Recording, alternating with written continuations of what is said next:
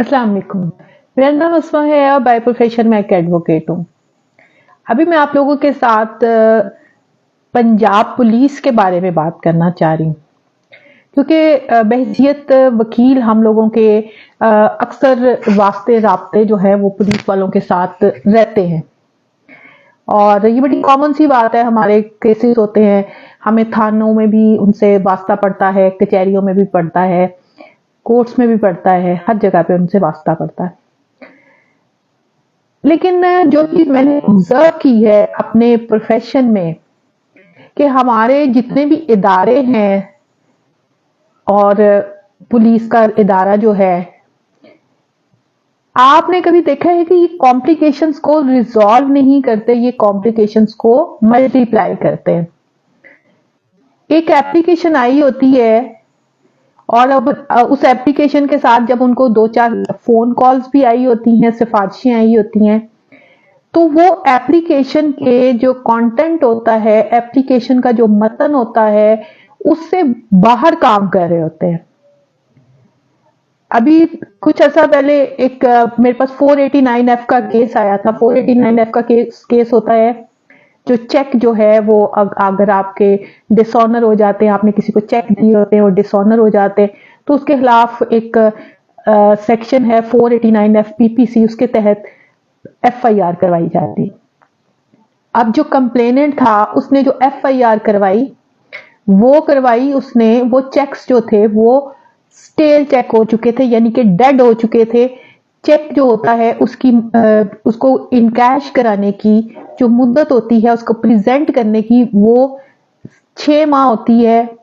लेकिन उस बंदे ने 2 साल उन चेक्स को प्रेजेंट नहीं किया, और 2 साल के बाद उसने उसको रखा। 2 साल के बाद वो थाने में गया, और थाने में जाके उसने ऊपर से फोन कॉल्स वगैरह करवा के, और उसने उन स्टेल चेक्स के अगेंस्ट, वो डेड चेक्स के अगेंस्ट उसने बैंक्स वगैरह से मिला के स्लिप्स भी लगाई। हालांकि बैंक्स जो हैं वो स्टेल चेक्स को एंटरटेन नहीं कर सकते, लेकिन ये पाकिस्तान है। अगेन ये पाकिस्तान है, यहाँ पे जादू होता है, यहाँ पे लोगों के पास जादू है, वो कुछ भी कर सकते हैं, कुछ भी कर सकते हैं।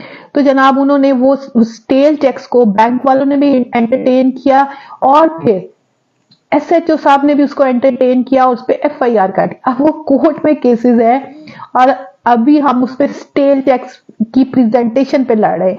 अगर बैंक उसको एंटरटेन ना करता, उस पर स्लिप्स ना लगाता, और अगर डिपार्टमेंट ऑफ पुलिस, पंजाब का ग्रेट पुलिस वाला महकमा जो है, अगर उसको गौर से देख लेता और वो स्टेल चेक्स पे एक FIR ही ना होती।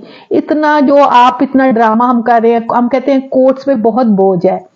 क्यों बोझ है? ये आधे से ज्यादा बोझ जो है ये हमारी पुलिस की वजह से है, क्योंकि अगर ये उसी वक्त उस चेक को कर देते, मना कर देते कि ये नहीं हो सकता, ये स्टेल चेक्स है, तो एक केस अदालत में जाने से बच जाता।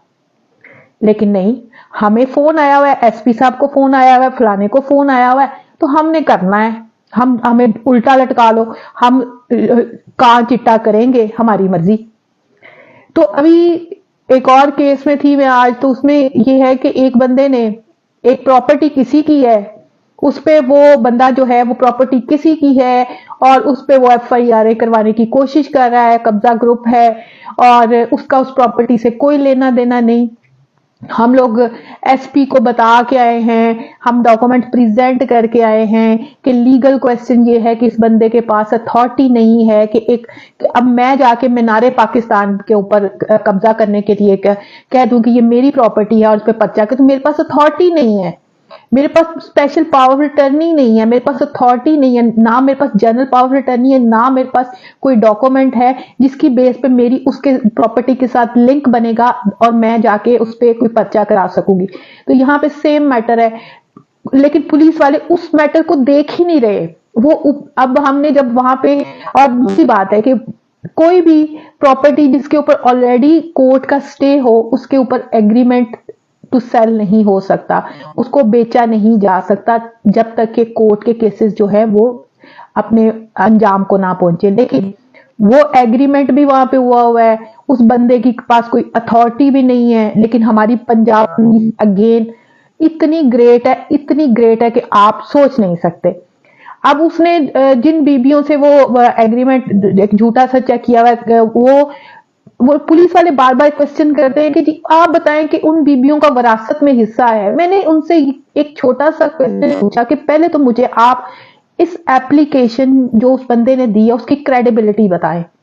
کیا یہ بندے کے پاس اتھارٹی ہے کہ یہ اپلیکیشن لے کے آ سکتا ہے، اور کیا آپ ایپلیکیشن سے باہر آ سکتے ہیں؟ اس نے جو اگر قابل دست اندازی جرم ہوا ہے تو آپ ایف آئی آر کاٹیں. آپ مامے لگتے ہیں کہ آپ مجھ سے یہ سوال پوچھ رہے ہیں کہ ان بیبیوں کا حصہ ہے، آپ یہ کیوں نہیں پوچھ رہے کہ اس بندے کا کیا تعلق ہے اس پراپرٹی سے؟ یہ کیوں درخواستوں پہ درخواستیں دے رہا اور آپ کیوں انٹرٹین کر رہے ہیں؟ لیکن نہیں، ہم نے نہیں سننا جناب. ہم پڑھے لکھی پنجاب پولیس ہیں.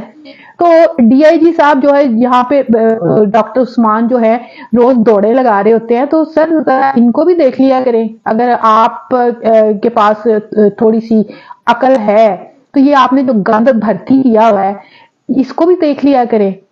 یہ جو ان کو سمجھ نہیں آتی، مطلب کیا ہم پاگل ہیں یا آپ پاگل ہیں؟ مجھے تو آپ لوگ ہی پاگل لگتے ہیں. یہ چیزیں سمجھ ہی نہیں آتی آپ لوگوں کو.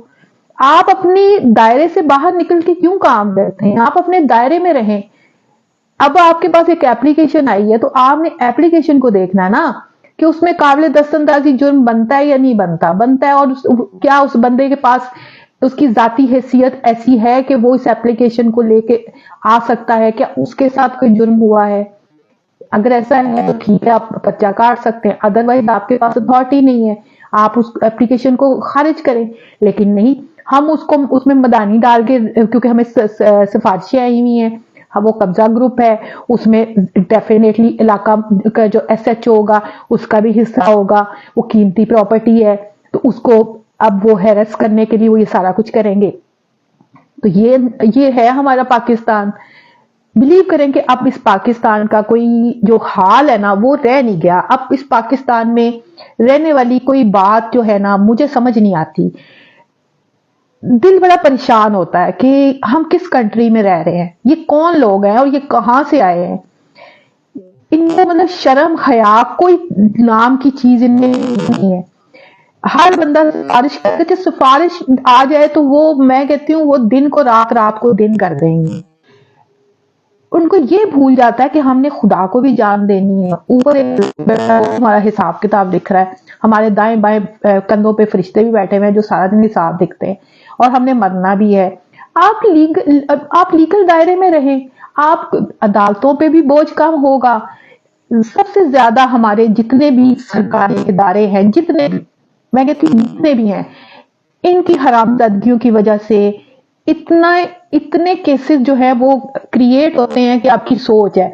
مطلب چھوٹی چھوٹی یہ ادارے ہیں، ان کے ٹکے کے ان کے جو افسران ہیں جن کی کوئی اوقات نہیں، جو سی ایس ایس کر کے یا پی سی ایس کر کے آ گئے، جن کی کوئی ذاتی ورتھ نہیں ہے، جن کو مطلب میں سمجھتی ہوں وہ اتنے اپنے آپ میں گم ہیں، ان کو قانون کا صحیح طرح سے پتہ نہیں ہے، ان کو کسی چیز کا. آپ ان کو جا کے کہہ دیں، وہ اپنی مطلب انا میں، اپنی ایگو میں کہ میں نہ مانوں، میں نہیں مانتا، جو مرضی کر لیں اور میں اس کو کر کے دکھاؤں گا، بات سننے کو تیار نہیں ہوتے.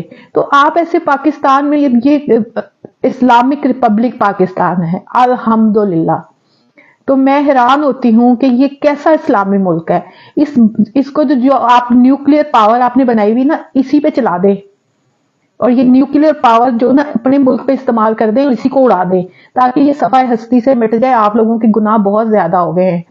آپ لوگ جو اس قابل نہیں رہ گئے کہ آپ لوگ اب جس ملک میں انصاف کا ادارہ جو ہے اور انصاف کے پرووائڈرز جو ہیں وہ اس طرح سے کرنے لگ جائے، وہ اس طرح سے سفارشوں پہ اور رشوتوں پہ چلنے لگ جائے، تو پھر اللہ ہی حافظ ہے. تو اس وجہ سے پنجاب پولیس سے تو میں ہمیشہ سے جو ہے وہ کبھی بھی مجھے ٹھنڈی ہوا نہیں آئی. ہمیشہ پنجاب پولیس جو ہے وہ ضلالت کرتی ہوئی نظر آتی ہے، اور مطلب ایک وردی پہن لیتے ہیں ٹکے کے لوگ، اور یہ اپنے آپ کو پتہ نہیں کیا سمجھنے لگ جاتے ہیں. اسی طرح سے ٹکے کے یہ افسران ہیں، آپ نے ڈفرینٹ محکموں میں بٹھائے ہوئے، ان کو بجٹ دے دیتے ہیں، بڑی گاڑیاں دے دیتے ہیں، ان کی گردنوں میں سری آ جاتا ہے. اوقات دکھائے نا ان کو بھی رکشوں ٹیکسیوں پہ آنا پڑے تو پتہ چلے. لہٰذا اس ملک کا اب اللہ ہی حافظ ہے، اور ایسی پولیس کو تو میں کہتی ہوں غرق کر دینا چاہیے.